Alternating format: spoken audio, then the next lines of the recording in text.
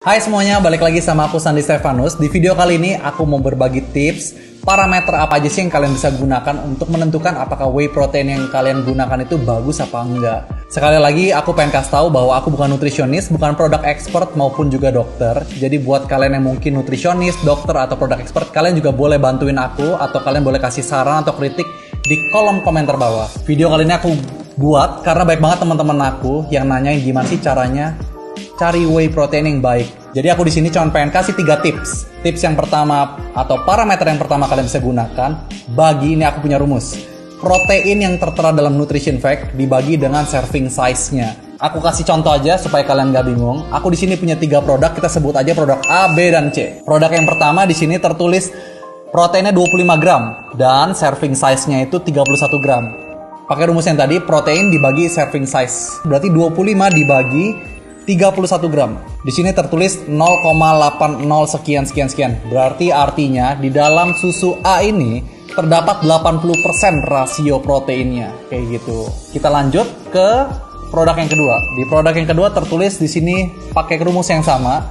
Ditulis proteinnya 22 gram dibagi serving size-nya 47 gram. Di sini tertulis 0,46 sekian. Berarti artinya di produk B proteinnya itu sekitar 46%. Berarti artinya kalau kalian compare dari produk A dan produk B, produk A jauh lebih bagus.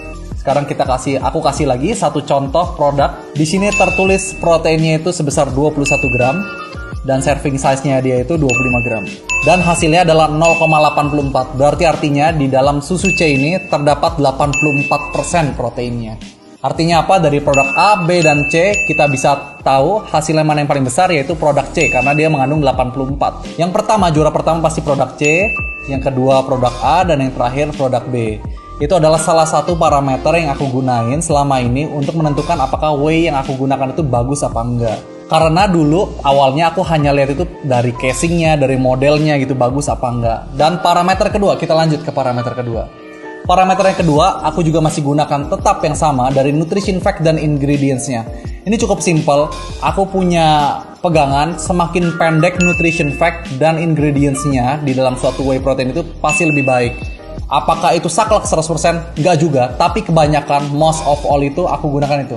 Karena artinya pas semakin pendek itu gunanya rasionya protein dan istilahnya amino-amino yang kita gunakan dalam tubuh yang penting buat tubuh itu lebih tercukupi. Nggak banyak isi-isi yang lain atau zat-zat yang nggak berguna buat badan. Jadi parameter yang kedua kalian bisa lakukan itu lihat dari nutrition fact-nya. Apakah panjang apa pendek. Semakin pendek semakin baik biasanya. Dan yang ketiga, parameter yang ketiga ini adalah parameter yang benar-benar bisa teruji klinis 100%, kalian gak mungkin meleset, yaitu dengan cara kalian bawa produk whey yang kalian mau gunakan atau yang kalian udah gunakan ke lab makanan kayak gitu. Karena dari hasil tes lab itu akan menjanjikan dan memberitahukan kalian apakah susu atau whey protein yang kalian gunakan itu sesuai seperti label dan nutrition fact-nya. Itu yang paling aman. Jadi segitu aja dari video kali ini. Aku punya 3 parameter untuk kalian bisa tentuin apakah susu whey yang kalian gunakan itu bagus apa enggak. Thank you guys, semoga dari video kali ini kalian bisa belajar something. Terus kalian juga bisa nggak salah menentukan whey protein yang kalian mau beli atau kalian gunakan. Thank you and see you. Guys, buat kalian udah ada yang tahu belum sih kalau whey itu ternyata juga ada berbagai macam. Salah satunya itu kalau yang kalian tahu ada namanya whey concentrate, ada yang namanya whey isolate, ada juga yang namanya whey hydrolyzed, atau kalian juga mungkin pernah dengar namanya casein atau protein lambat serap.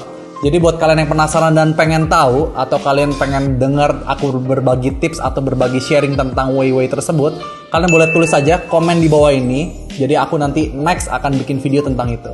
Thank you.